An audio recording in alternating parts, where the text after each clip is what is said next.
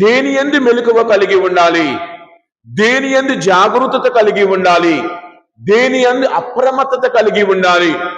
మొద్దుబారిన జీవితము లేకుండా, లేక ఇంకొక మాటలో చెప్పాలంటే మనందరము కూడా జీవించే విధానములో కొన్నిసార్లు మొద్దుబారిన తనం అంటే ఎంత గుచ్చినా నొప్పే తెలియదు, అలాగనే ఉండిపోతాం.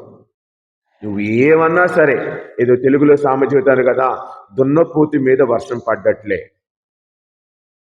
అది ఆవునైనా నేను పెట్టే వెంటనే కదులుతి, దున్నపోతుని వర్షంలో ఉంచండి, అలాగనే నిలబడింది.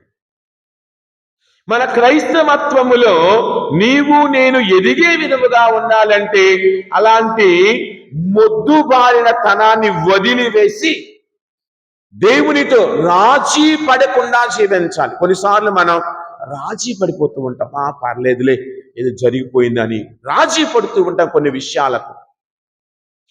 రాజీ పడని జీవితం, మొద్దు బారని జీవితం. కావున నీవు నేను జీవించాలి